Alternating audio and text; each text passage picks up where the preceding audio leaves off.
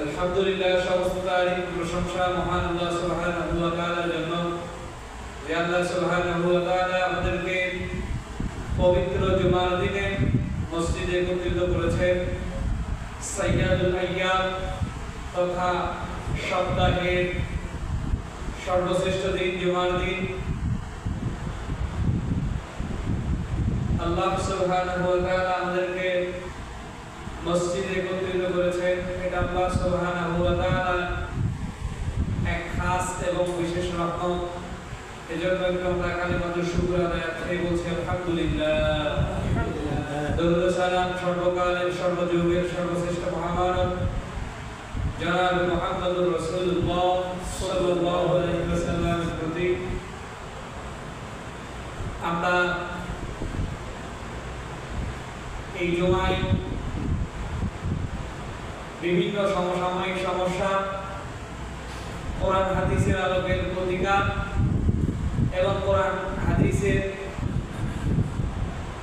সকল দিকের সকল বিধানগুলো বিভিন্ন জুমায় কোরআন এবং সহিহ হাদিসের আলোকে আলোচনা করার চেষ্টা করি। এরই ধারাবাহিকতায় গত জুমায় আমরা আলোচনা করেছিলাম আমাদের যারা আত্মীয় স্বজন থাকবে, প্রতিবেশী থাকবে, তাদের সঙ্গে আমরা কেমন আচরণ করব। আজকে আমরা আলোচনা করার জন্য চেষ্টা করব যে সমস্ত লোকেরা অসুস্থ হয়ে যায় এবং অসুস্থতা অবস্থায় মৃত্যুবরণ করেন, অসুস্থ অবস্থায় অসুস্থ লোক এবং তার আশেপাশে যারা আত্মীয় স্বজন আছে তাদের করণীয় বর্জনীয় এবং মৃত্যুর ইমিডিয়েট কাছাকাছি সময় এবং মৃত্যুর সময়, মৃত্যু হয়ে গেলে সেই সময়টাতে কি কি করতে হবে অথবা কি কি করা যাবে না, এই বিষয়গুলো নিয়ে আমরা একটু আলোচনা করার চেষ্টা করব। কারণ আমাদের সমাজে নামাজ, রোজা, হজ, যাকাত, সুদ, ঘুষ, জিনা, ব্যভিচার এগুলো নিয়ে আলোচনা হলেও এই প্রয়োজনীয় জিনিসগুলো নিয়ে আলোচনা খুব কম। কি বলেন, ঠিক না? এই জিনিসগুলো নিয়ে আলোচনা খুব কম। আমি আলোচনা শুরুতে পবিত্র কোরআনুল কারীমের একটা আয়াতে কারিমা তেলাওয়াত করেছি। আল্লাহ সুবহানাহু ওয়া তাআলা বলেন, আমাদের সকলের পরিচিত আয়াত, ইনহা খালাকনাকুম ওয়া ফিহা নুঈদুকুম ওয়া মিনহা নুখরিজুকুম তারাতান উখরা। আল্লাহ সুবহানাহু ওয়া তাআলা এখানে বলেন মিনহা অর্থাৎ ওয়া হইতে মানে এর আগের আয়াতগুলোতে আল্লাহ সুবহানাহু ওয়া তাআলা মানুষকে কোথা হতে কিভাবে সৃষ্টি করেছেন এই সম্পর্কে বিস্তারিত বলেছেন।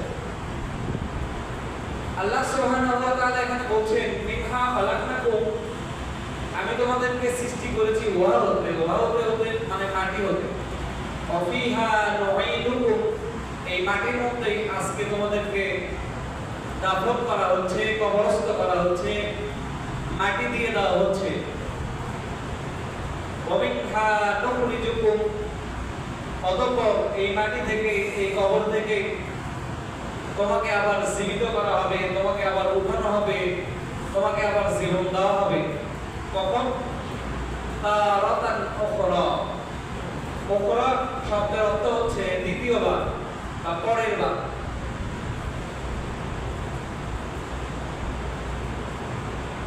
অর্থাৎ আল্লাহ সুবহানাহু ওয়া তাআলা আয়াতের দ্বারা শিক্ষা দিলেন, আমি তোমাদেরকে তো একবার সৃষ্টি করেছিলাম, আজকে তোমাদেরকে কবরস্থ করা হলো মাটির মধ্যে। যেহেতু তোমাদেরকে মাটি দিয়ে সৃষ্টি করা হয়েছিল, মাটি দিয়ে বানানো হয়েছিল, এই মাটির মধ্যে তোমাদেরকে দাফন করা হলো, দাফন সম্পূর্ণ হলো। অবিনহা নুখরিজুকুম তারাতান উখরা, এই মাটি থেকে, এই কবর থেকে হযরত ইসরাফিল আলাইহিস সালাম যখন সিংহায় ফুৎকার দিবেন, যখন হযরত ইসরাফিল আলাইহিস সালাম সিংহায় বাঁশি দিবেন, এখান থেকে দ্বিতীয়বার তোমাদেরকে ওঠানো হবে। তাহলে যেহেতু দ্বিতীয়বার একই জায়গা থেকে আল্লাহ সুবহানাহু ওয়া তাআলা উঠাবেন, আমরা অনেকে মনে করি কিভাবে সম্ভব, মাটির মধ্যে তো সব মিশে যায়, কিভাবে সম্ভব? যদি লক্ষ্য করেন, এখন তো আমরা একটা বডি আছি, একটা শরীর আছি, এটা পরবর্তীতে ওঠানো, পরবর্তীতে তৈরি করা, পরবর্তীতে সৃষ্টি করা আল্লাহর জন্য কোনো বিষয় না। এর আগে তো আমাদের অস্তিত্বই ছিল ছিল না। আমরা একটা নাপাক পানি ছিলাম, যেখান থেকে যার কোনো অস্তিত্বই নেই, সেই জায়গা থেকে আল্লাহ সুবহানাহু ওয়া তাআলা আমাদেরকে সৃষ্টি করেছেন। কেন সৃষ্টি করেছেন আল্লাহ সেটাও বলেছেন, ওয়া মা খালাকতুল জিন্না ওয়াল ইনসা ইল্লা লিয়াবুদুন। আমি মানুষ এবং জিনকে সৃষ্টি করেছি আমার ইবাদত বندگی করার জন্য। সূরাতুল মুলক আল্লাহ বলেন, আল্লাযী খালাকাল মাউতা ওয়াল হায়াতা লিয়াবলুয়াকুম আইয়ুকুম আহসানু আমালা। আমি মানুষকে তৈরি করেছি, সৃষ্টি করেছি, হায়াত এবং মৃত্যুকে সৃষ্টি করেছি, লিয়াবলুয়াকুম আইয়ুকুম আহসানু আমালা, আমলটা পরীক্ষা করার জন্য, কার আমলটা কেমন হয়, ভালো আমল কতটুকু হয়, খারাপ আমল কতটুকু হয়, একটু পরীক্ষা করার জন্য আমি আল্লাহ তৈরি করেছি। তো আমরা আলোচনা শুরুতে বলছিলাম, আমরা আজকে আলোচনা করব অসুস্থ রোগী হলো রোগীর করণীয় কি এবং আত্মীয় স্বজনের করণীয়, এবং আমরা কি ভুলগুলো করে থাকি। সূরাতুল ইয়াসিনের তাফসীরে এসেছে এবং সূরাতুল ইয়াসিনের আলোকে সহিহ হাদিস সমূহের মধ্যে সূরাতুল ইয়াসিনের ফজিলত সম্পর্কে যত বর্ণনা এসেছে তার মধ্যে একটা হলো সূরা ইয়াসিন ওই সমস্ত লোকের কাছে, ওই সমস্ত লোকের সামনে যে তেলাওয়াত করতে হয় যে সমস্ত লোক মৃত্যু সজ্জায় শায়িত, যে কোনো সময় মরে যেতে পারে অথবা অসুস্থ, এই সমস্ত লোকের কাছে যে সূরাতুল ইয়াসিন পড়া। আমাদের ভুলগুলো কি, আমরা যখন এই মৃত্যু পথযাত্রী লোকদের সামনে যাই, যাওয়ার পরে আমরা যে বলি আমাকে চিনেন, আমাকে চিনো, আমাকে চিনতে পারতেছো, এই কথাগুলোর আসলে কোনো ভিত্তি নাই, আন্দাজে কথা। গত কিছুদিন আগে আমি এক রোগী দেখতে গেলাম, যাই দেখি একই অবস্থা, প্রচন্ড মহিলারা, জায়গা ফাঁকা নাই, রোগীরাও কষ্ট হচ্ছে।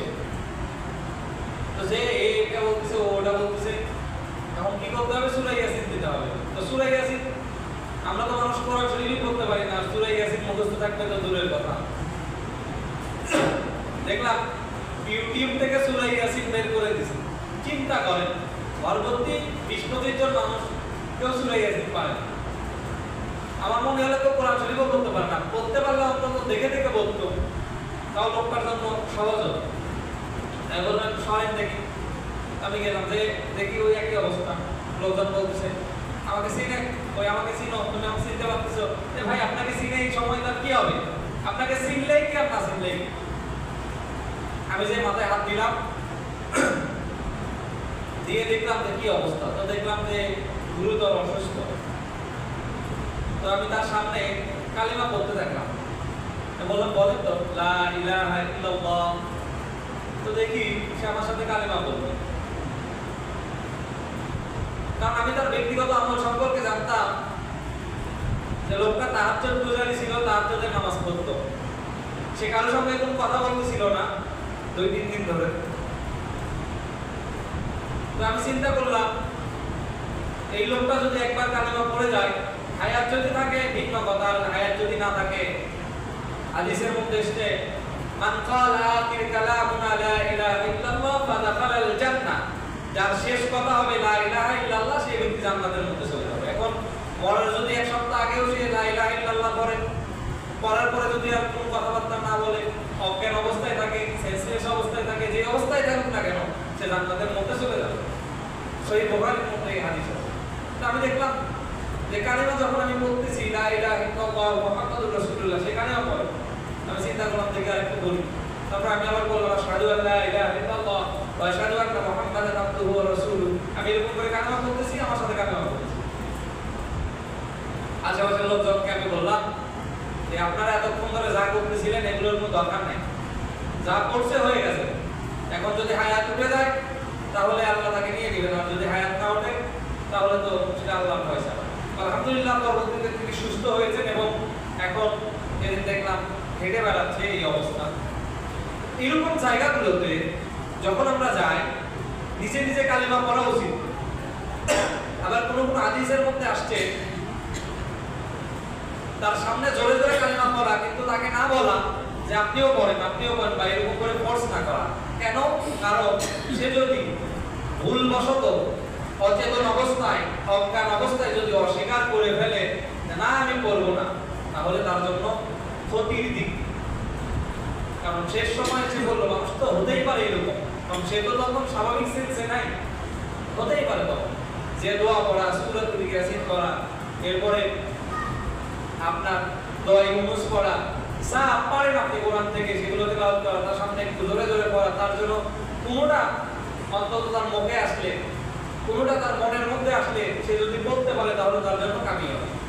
আর হাদিসের মধ্যে দেখলাম, আজকেই দেখলাম তো হাদিস শরীফের মধ্যে রাসূলুল্লাহ সাল্লাল্লাহু আলাইহি ওয়াসাল্লাম বলছেন যখন লোকেরা অসুস্থ হয় এবং মৃত্যু শয্যায় শায়িত হয় তখন বেশি লোকজন তার কাছে ভিড় না করা, এবং কিছু কিছু লোকের ব্যাপারে নিষেধ এসেছে, যেমন যদি কেউ মদখোর থাকে, মদ পান করে, নেশা করে, এরকম লোক এই অসুস্থ রোগের কাছে, যে মৃত্যু পথযাত্রী, তার কাছে যেন না যায়। এরপরে মহিলারা অসুস্থ হয়, এরকম অসুস্থ কোনো মহিলা যদি থাকে সে যেন ওই ঘরের মধ্যে না যায়। এরপরে আসছে কোনো মানুষের যদি গোসল ফরজ হয়, এরকম মানুষ যেন অসুস্থ রোগীর কাছে না যায়, যে মৃত্যু পথযাত্রী, নরমাল অসুস্থ না। স্বাভাবিক অসুস্থ ভিন্ন কথা, মৃত্যু পথযাত্রী ভিন্ন কথা। কি বলেন? যে মৃত্যু শয্যায় একবারে শায়িত, যেরকম নাপাক অবস্থায় আছে সে যেন গোসল না করা পর্যন্ত তার কাছে না যায়। তাহলে প্রশ্ন, ওযু করে যেতে হবে না? আপনি যদি স্বাভাবিক অবস্থায় থাকেন, পাক পবিত্র থাকেন, ওযু না করলেও সমস্যা নেই, তবে ওযু করে গেলে ভালো হয়, না গেলে সমস্যা নেই। যদি আপনি পুরুষ হয় তাহলে তো পুরুষদের জন্য কোনো সমস্যা নেই, যদি মহিলা হয় তাহলে নন মাহরাম পুরুষ সেখানে না যাও। অনেকে তওবার জন্য নিয়ে যায়, হুজুর নিয়ে যায় যে মাহরাম না, আপনি নিজে নিজে পড়ানোর চেষ্টা করেন অথবা কালেমা পড়ানোর চেষ্টা করেন। এমন অবস্থায় তওবার জন্য নিয়ে যায় যখন তার মুখ দিয়ে আর কোনো কথা বের হয়। অথচ হাদিস শরীফের মধ্যে রাসূলুল্লাহ সাল্লাল্লাহু আলাইহি ওয়াসাল্লাম বলেন, আমি প্রতিদিন দৈনিক 100 বারের বেশি, কোন হাদিসে এসেছে 60 বারের বেশি ইস্তেগফার করি। আম্মাজান আয়েশা সিদ্দিকা রাদিয়াল্লাহু তাআলা আনহা বললেন, ইয়া রাসূলুল্লাহ, আপনার কি কোনো গুনাহ আছে যে গুনাহর কারণে আপনি তওবা করেন? আল্লাহ তো বলে দিয়েছেন আপনার পূর্বের এবং পরের সব গুনাহ আল্লাহ মাফ করে দিয়েছেন। তো রাসূলুল্লাহ সাল্লাল্লাহু আলাইহি ওয়াসাল্লাম বললেন, আয়েশা, আল্লাহ যে আমাকে সব মাফ করে দিয়েছেন, আমি কি এর শুকরিয়া আদায় করব না? আমি এর শুকরিয়া নাম তওবা করব। তাহলে যার জীবনের কোনো গুনাহ নাই, আহলে সুন্নাত ওয়াল জামাতের আকীদা হলো পৃথিবীতে 1,24,000 বা লক্ষাধিক বা 2,24,000 বা যত নবী রাসূল পৃথিবীতে এসেছে, সমস্ত নবী রাসূল মাসুম এবং নিষ্পাপ, তাদের কোনো গুনাহ নেই। এই আকীদা যদি কোন মুসলমান, কোন মুমিনের না থাকে তাহলে তার ঈমান থাকা নিয়ে প্রশ্ন। সমস্ত নবী রাসূল মাসুম এবং নিষ্পাপ, তাদের দ্বারা কোনো গুনাহ হয় না। তাহলে বলবেন আদম আলাইহিস সালাম জান্নাতে যে ফল খেয়েছিল সে কি গুনাহ করেছিল? না, আদম আলাইহিস সালাম গুনাহ করেনি। আদম আলাইহিস সালামকে দিয়ে আল্লাহ রাব্বুল আলামিন ভুল করিয়ে দিয়েছিলেন। নবীরা করতে সেটা ভুল, সেটা আল্লাহ করার কেন? মানুষদেরকে শিক্ষা দেওয়ার জন্য। সুলাইমান আলাইহিস সালাম একবার নিয়ত করলেন, আজকে আমি আমার স্ত্রীদের সঙ্গে থাকবো এবং একটা করে পুত্র সন্তান হবে এবং তাদেরকে জিহাদের ময়দানে ছেড়ে দিব, আল্লাহর রাস্তায় জিহাদ করবে। উনি গেলেন, কিন্তু বাচ্চা হলো একটা বিকলাঙ্গ। আল্লাহর কাছে সিজদায় পড়ে গেলেন। হযরত সুলাইমান আলাইহিস সালামকে আল্লাহ রাব্বুল আলামিন স্মরণ করে দিয়ে বললেন, সুলাইমান, তুমি যখন এই কথা, এই নিয়ত করেছিলে, আল্লাহর উপর ভরসা অথবা ইনশাআল্লাহ এরকম কোন শব্দ ব্যবহার করেছিলে, সুলাইমান আলাইহিস সালাম সিজদায় পড়ে গেলেন, না আমি তো করি নাই। তাহলে আপনি কি বলবেন সুলাইমান গুনাহ করেছে? না, সুলাইমান গুনাহ করেনি। সুলাইমানকে দিয়ে আল্লাহ সুবহানাহু ওয়া তাআলা ভুল করিয়ে দিয়েছে যেন মানুষরা শিক্ষা পায়। এরকম করে বিভিন্ন নবী রাসূলদেরকে নিয়ে আল্লাহ সুবহানাহু ওয়া তাআলা বিভিন্ন সময় ইচ্ছাকৃতভাবে কিছু ভুল করিয়ে দিয়েছেন মানুষের শিক্ষার জন্য, যেন মানুষ এখান থেকে শিক্ষা গ্রহণ করতে পারে। তাহলে আমরা যে জায়গায় ছিলাম, অসুস্থ রোগীকে আমরা দেখতে যাব, দেখতে যাওয়ার পরে এরকম করব, এবং কারা কারা সেখানে যেতে পারবে না সেটাও আমরা বললাম। যে কি কি করবেন, দোয়া ইস্তেগফার যেটাই পারেন না কেন সেটা করবেন, আর পারলে তার পাশে বসে কোরআন তেলাওয়াত করবেন। আমাদের সমাজে যেটা হয় সেটা হলো অসুস্থ রোগীর সামনে কোরআন তেলাওয়াত করা হয় না, কিন্তু যখন মরে যায়, মরে যাওয়ার পরে হাফেজ নিয়ে এসে আরো বিভিন্ন লোকজন নিয়ে এসে বসে থেকে কোরআন তেলাওয়াত করে। তেমন কোনো ফায়দা নেই, নাজায়েজ বলছি না, তেমন কোনো ফায়দা নেই। কিন্তু ওই কোরআন তেলাওয়াতটা যদি সে জীবিত থাকা অবস্থায় তার সামনে অসুস্থ অবস্থায় করা হতো, হতে পারে আল্লাহ করুন এরকম পুরো একটা বিষয় তার মাথার মধ্যে চলে আসছে, সে একটা আয়াত পড়ে ফেললো অথবা মনে মনে স্মরণ করে ফেললো, তাহলে সেটা তার নাজাতের পথে, ঈমানের সাথে দুনিয়া থেকে যাওয়ার পথে অনেক বড় বাধা। একটা মুমিনের জীবন তখনই সফল যখন দুনিয়া থেকে যখন সে বিদায় গ্রহণ করবে, তার মুহূর্তটা যখন ঈমানি মুহূর্ত হবে। এরপরে যখন লোকটা মরে যায় তখন আমরা আলোদাস করি এবং বিভিন্ন সময় দেখা যায় হাতটা নিয়ে এসে বুকের উপর রাখার চেষ্টা করি। ওই সময়ও অপবিত্র কোনো মানুষ তাকে স্পর্শ না করাই উচিত। হাদিসের মধ্যে আসছে যখন মানুষ মৃত্যুবরণ করে সাথে সাথে তার সামনে যারা থাকবে তার কিছু কাজ থাকবে। একটা হচ্ছে প্রথমেই তো পড়ে দেওয়া ইন্না লিল্লাহি ওয়া ইন্না ইলাইহি রাজিউন। সূরাতুল বাকারার মধ্যে আল্লাহ বলেন ক্বালু ইন্না লিল্লাহি ওয়া ইন্না ইলাইহি রাজিউন।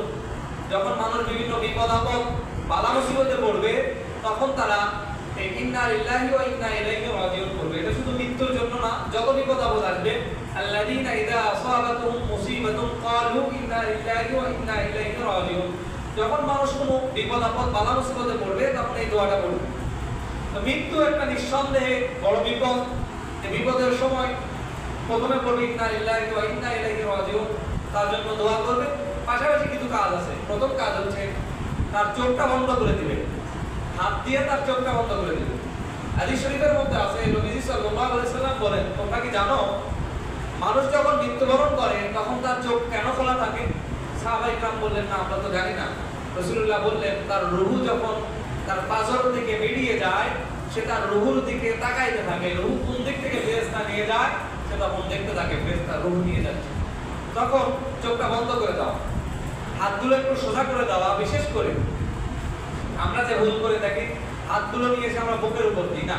ডান হাতটা ডান পাশে রাখবেন, বাম হাতটা বাম পাশে রাখবেন। এরপরে কি পা, যে দুইটা পা আছে অনেক সময় দেখা যায় পাটা দুই পাশে থাকে, পাটা একটু চাপাই রাখবেন। কোনো কোনো বর্ণনা আছে যদি বেশি পাক হয়ে যায় তাহলে প্রয়োজনে কাপড় দিয়ে একটু বেঁধে দিবেন, তাহলে পরবর্তীতে এটা কষ্ট হয়ে যায়। এরপরে কি করবেন, পেটের উপর কোনো একটা ভারী জিনিস, লোহা বা লোহা জাতীয় কোনো ভারী জিনিস পেটের উপর রাখবেন। কেন? না হলে পেটটা ফুলে যায়। অনেক মানুষের দেখবেন জানা যায় যে বা লাশ দেখতে যে বা বিভিন্ন জায়গায় যায় দেখবেন পেটটা অনেক ফুলে যায়। হাদিসের মধ্যে আসছে পেটের উপর ভারী অথবা লোহা জাতীয় কোনো বস্তু দিবেন। আপনারা বলতে পারেন হুজুর এই কথাগুলো কেন বলতেছেন? কারণ হলো নামাজ, রোজা, হজ, যাকাত বা অন্যান্য জিনিস আমরা মোটামুটি সবাই জানি। নামাজ না বললে কি হয় আমরা জানি, কিন্তু এই সমস্ত কাজ যখন মানুষ মরে যায় আমরা যাই দেখি আছে ভালো লোক কে আছে পাড়ার মধ্যে, মুরব্বী লোক কে আছে, কে এই কাজগুলো করতে পারবে তাকে রাখতে চাই, কিন্তু আমরা কিন্তু জানি না এই কাজগুলো করা। এরপরে কি করা, এই কাজগুলো হয়ে গেল চাদর দিয়ে ঢেকে দিবেন, আর কাউকে দেখতে দিবেন না। একবারে চাদর দিয়ে ঢেকে দিবেন, লোকজন কান্না করবে। কাপড় দিয়ে ঢেকে দিবেন, যত দ্রুত সম্ভব তাকে ধোয়ানোর ব্যবস্থা করবেন। ধোয়ানোর ব্যবস্থা করা ফরজে কিফায়া, কাফন দাফন করা ফরজে কিফায়া। লেখার লোক পাইলে লেখার লোকের দ্বারাই করে নেবেন। নিজের আত্মীয় স্বজন হলে আত্মীয় স্বজন। ধোয়াতে যাওয়ার পরে কিছু ভুল কাজ করা হয়, যেমন লাশটাকে যারা কাপড় পরাচ্ছে অথবা গোসল করাচ্ছে তারা লাশের সদর দেখে, সদর দেখা ইসলামী শরীয়তে নিষিদ্ধ। তার লাশের উপর একটা বড় কাপড় দিয়ে ঢেকে দিবেন। যদি তার শরীরে কোনো জায়গায় আপনাকে হাত দিতে হয়, আপনার হাতের সঙ্গে একটা কাপড়, ন্যাকড়া অথবা এই জাতীয় কোনো কিছু গ্লাভস পরতে পারেন, পরে তার শরীরটা আপনি ঢেলতে পারেন। এরপরে বড়ই পাতার পানি বা ডালিম পাতা, বড়ই পাতা বা ডালিম পাতার পানি, এর সঙ্গে সাবান, আতর, গোলাপ, কর্পূর এগুলো ব্যবহার করে যে ধোয়ানোর পদ্ধতিগুলো আছে, এই ধোয়ানোর পদ্ধতিগুলো অনুসরণ করা। মহিলা হলে অবশ্যই মহিলারা ধোয়াবে, পুরুষ হলে অবশ্যই পুরুষরা ধোয়াবে। ধোয়ানোর পরে কাপড়ের যে পদ্ধতি আছে, কাপড় করবেন, কাটিয়ে রাখবেন। এই সময় দেখা যায় বিভিন্ন লোকজন কান্নাকাটি করে, আত্মীয় স্বজন মানুষ কান্নাকাটি করবেই স্বাভাবিক। কিছুদিন আগে একটা লোক এরকম মারা গিয়েছে, আমি গিয়েছি, পাশে কিছু ছেলে পেলে মাত্র ইসলামের দিকে ধাবিত হয়েছে, তো কান্নাকাটি করতেছে, তো আমার বলতেছে যে আপনি একটু মশলা দেন, যেভাবে কান্নাকাটি করা উচিত না। তো আমি ওই লোকটার দিকে তাকিয়ে বললাম, আমি মশলা দেবো সেদিন যেদিন আপনার বাপ মরবে। লোকটা আমার মুখের দিকে যায় আছে, কি করে? বলছে হ্যাঁ, মশলা দেবো সেদিন যেদিন আপনার বাপ মরবে। আর বাপ মরছে দেখে ওই গান দিচ্ছে। কি কর? যার বাপ মরে তাই বোঝে যে বাপ মরার কি যন্ত্রণা, যার মা মরে সে বোঝে মা মরার কি যন্ত্রণা। হাদিসে কান্না করা নিষেধ নয়। তাহলে হাদিসে কি নিষেধ? হাদিসে নিষেধ বিলাপ করা। বিলাপ করা কি? বিলাপ করে কান্না করা আর কান্না করা দুইটার মধ্যে পার্থক্য। আপনি কান্না করতে পারেন। বিলাপ করে কান্না করা হলো বুক চাপড়ানো, নিজের বুকের কাপড়, নিজের শরীরের কাপড় ছিঁড়া, কোনো জিনিস ভাঙার সঙ্গে কান্না করা। এরপরে হচ্ছে মহিলারা কিছু সময় কান্নাকাটি করে, বিভিন্ন কথাবার্তা বলে, ও বাবারও ও মারো, এই টাইপের কান্নাকে বলা হয় বিলাপ করে কান্না করা। হাদিসে কান্না করা নিষেধ নয়। হাদিসে কান্না করা নিষেধ নয়। বলে হুজুর দলিল কি? রাসূলুল্লাহ সাল্লাল্লাহু আলাইহি সাল্লামের সন্তান আবুল কাসেম যেদিন দুনিয়া থেকে ইন্তেকাল করলেন, নবীজি সাল্লাল্লাহু আলাইহি সাল্লাম মসজিদে নববীতে বসে আছেন। মসজিদে নববীতে সেদিন চন্দ্রগ্রহণ হয়েছিল আরবের মধ্যে। নবীজির গাল বেয়ে বেয়ে দাড়ি মোবারক ভিজে যাচ্ছিলেন। নবীজি কান্না করছেন, দাড়ি মোবারক ভিজে যাচ্ছেন। নিজের সন্তান আবুল কাসেম দুনিয়া থেকে চলে গেছেন, নিজের ছেলে সন্তান।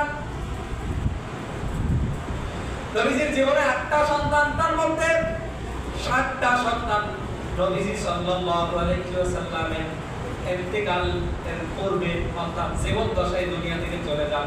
একটি সন্তান হযরত ফাতিমা রাদিয়াল্লাহু তাআলা আনহা, উনি তার জীবনের পরে ইন্তেকালের পরে দুনিয়া থেকে চলে যান। আর সব সন্তান তার জীবিত থাকা অবস্থায় চলে যান।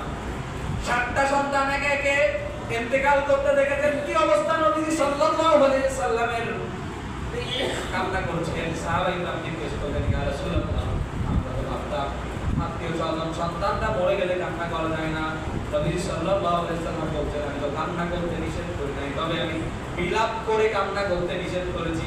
তাহলে বিলাপ করে কান্না করা, এরকম হাওয়াও করে অথবা নিজের শরীরের পোশাক ছিঁড়ে কোনো জিনিস ভেঙে ভেঙে কান্না, এরকম কান্না করতে হাদিস নিষেধ করেছেন। পরবর্তীতে ওই লোককে আমি বললাম, আপনি কি জানেন ইসলাম কি বলেছে? ইসলাম বলেছেন বিলাপ করে কান্না করা নিষেধ। ইসলাম কান্না করতে নিষেধ করে নাই। যার মা মরে যাবে, যার বাবা মরে যাবে, একটা মানুষের যদি সন্তান মরে যায়, যুবক সন্তান, মরে কি মরে না? বাবা বেঁচে আছে, মা বেঁচে আছে, এমনকি দাদাও বেঁচে আছে, তার নাতি দুনিয়া থেকে চলে গেছে, তার ছেলে দুনিয়া থেকে চলে গেছে। আমি যদি আমার কথাই বলি, আমার দাদার বয়স 100-এর উপরে বেঁচে আছে, আমার দাদির বয়স 90-এর উপরে, আমার দাদি বেঁচে আছে, আমার নানির বয়স ওইরকম, আমার নানি বেঁচে আছে, নানা দুনিয়াতে নেই। আমার অনেক চাচাতো, ফুফাতো, মামাতো, খালাতো ভাই বোন দুনিয়া থেকে চলে গেছে, আমার অনেক আত্মীয়-স্বজন চলে গেছে। তার মানে আমার দাদা দাদি এবং আমার নানি, তাদের নাতি সমতুল্য যারা আছে, নাতনি সমতুল্য যারা আছে, তাদেরকে দুনিয়া থেকে চলে যেতে দেখেছে। একটা দাদা একটা নাতিকে, একটা নানা একটা নাতিকে কি পরিমাণ ভালোবাসে, এমন সময় দেখা যায় নিজের সন্তানের থেকেও বেশি দাদি, নানি, দাদা, নানা এরা নিজের নাতিদেরকে বেশি ভালোবাসে। কি বলেন, ঠিক কিনা? যখন একটা নাতি, দাদা বেঁচে আছে, নাতি দুনিয়া থেকে চলে গেছে, ওই দাদার অন্তরের মধ্যে কি হয় দাদাই জানে, আর কেউ জানে না। কি বলেন, ঠিক কিনা? ও দাদা তো কান্না করবে, ওকে আপনি থামাবেন কি করে? একটা মা 20-25-30 বছরের সন্তান দুনিয়া থেকে চলে গেছে, ওই মা জীবিত আছে, ওই মাকে আপনি থামাবেন কি করে? ওই মাকে আপনি হাদিস দিয়ে কিভাবে বুঝাবেন? ইসলাম যেহেতু কমপ্লিট প্রোডাক্ট লাইফ, পরিপূর্ণ জীবন বিধান, ইসলাম এরকম গাঁজাখুরি বিধান কখনোই দেয়নি, কখনো দিবেও না। কোনো বিধান এরকম গাঁজাখুরি নেই। আপনি বোঝেন না, আমি বুঝি না, আর মানুষ বোঝে না, এই জন্য আমাদের কাছে কঠিন মনে হয়। তো বিলাপ করে কান্না থেকে বিরত থাকতে হবে। স্বাভাবিক কান্না করতে পারা যাবে, কোনো সমস্যা নেই। এরপরে কাফন দাফন করতে হবে। কাফন দাফনে যে আরেক সমস্যা, যখন মানুষ মৃত্যুবরণ করে, মৃত্যুবরণ করার পরে কবরে নামানোর পরে, এখন লাশটা নামানো হয়েছে, মাটি দেওয়া হচ্ছে, একদল বলতেছে এই মাটি দেওয়ার সময় এই দোয়াও পড়া যাবে না, কি করতে হবে? বিসমিল্লাহ। আরেকদল বলতেছে মিনহা খালাকনাকুম, তোমার একদল বলতেছে কি এক অবস্থায়। আগে একবার বলেছিলাম মনে হয়। এক্ষেত্রে নবীজির আমল কি? عن أبي أمامة الباهلي رضي الله تعالى عنه أنه قال لما هديت أم كلثوم بنت رسول الله صلى الله عليه وسلم عن القبور قال النبي صلى الله عليه وسلم منها خلقناكم وفيها نعيدكم ومنها نخرجكم تارة أخرى একটু আগে বলেছি নবীজি সাল্লাল্লাহু আলাইহি সাল্লামের 8টা সন্তানের মধ্যে ফাতিমা ছাড়া 7টা সন্তান নবীজির জীবন দশায় চলে গিয়েছেন তাহলে নবীজি কি আমল করেছেন তার নিজের সন্তানের ব্যাপারে সহিহ আহমদের মধ্যে হাদিস এসেছে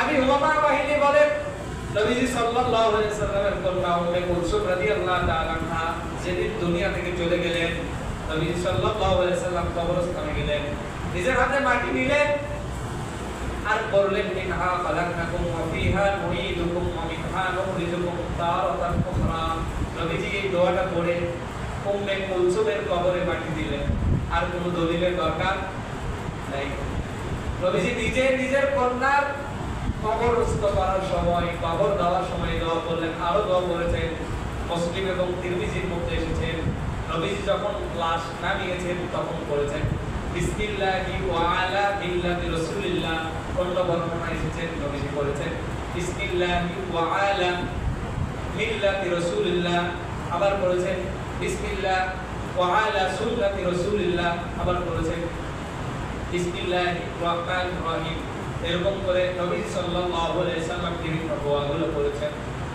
তাহলে যে সমস্ত ভাইরা এই কথা বলেন আমরা তাদের সঙ্গে ঝগড়া করব না আপনার যা ইচ্ছা করেন কিন্তু এটা নবীজির আমল আছে সুতরাং নবীজি নিজের বিয়ের ব্যাপারে যে আমল করেছে আমরা সেই আমল করছি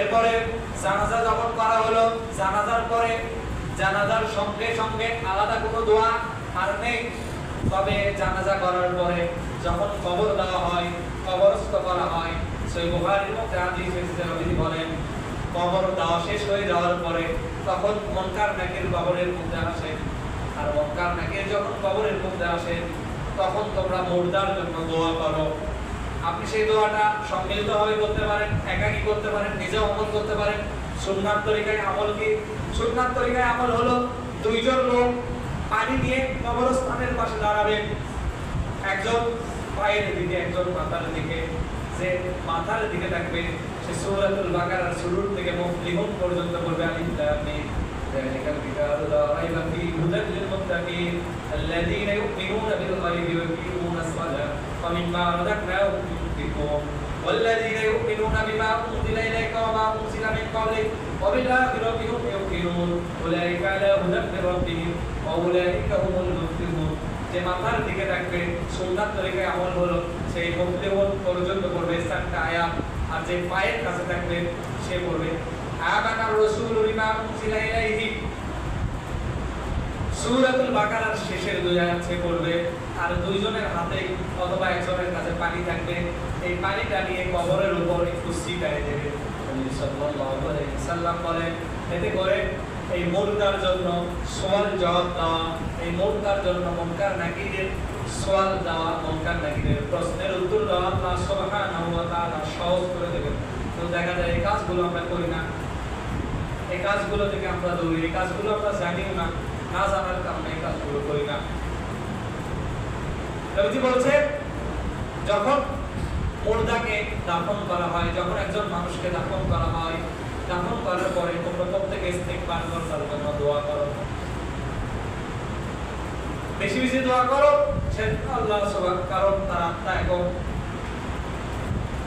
আল্লাহ সুবহানাহু ওয়া তাআলা তার কবরের মধ্যে তার দেহের কাছে তার দেহের মধ্যে ফিরিয়ে দিবেন তাকে প্রশ্ন করা হবে তার প্রশ্ন অনুপাতে আল্লাহ সুবহানাহু ওয়া তাআলা তার আত্মাকে তার রূহকে ইল্লিন অথবা সিল্লিন রাখবেন জান্নাতের একটা স্তর অথবা জাহান্নামের একটা স্তর আমলের উপর ভিত্তি করে তার কথাবার্তার উপর ভিত্তি করে জন্য তার জন্য ভালো ভালো দোয়া করা অনেক সময় দেখা যায় আমরা ভালো আলোচনাও করি খারাপ আলোচনাও করি হাদিসের মধ্যে এসেছে যখন কোনো মানুষ মরে যায় তখন তার কোনো খারাপ আলোচনা না করা একটাও যদি কোনো ভালো আমল থাকে একটাও যদি আপনার চোখে পড়ে তার কোনো ভালো কাজ সে কাজগুলো নিয়ে দোয়া করা সে কাজগুলো মনে নিয়ে দোয়া করা আল্লাহ সুবহানাহু ওয়া তাআলা রুবি দেখা রোগীর সঙ্গে থাকা, জানাজা, দাফন কাফন যেভাবে বললাম, এই কথাগুলোর উপর আমাদেরকে আমল করার তৌফিক দান করুন। সকলে বলে আল্লাহুম্মা আমিন।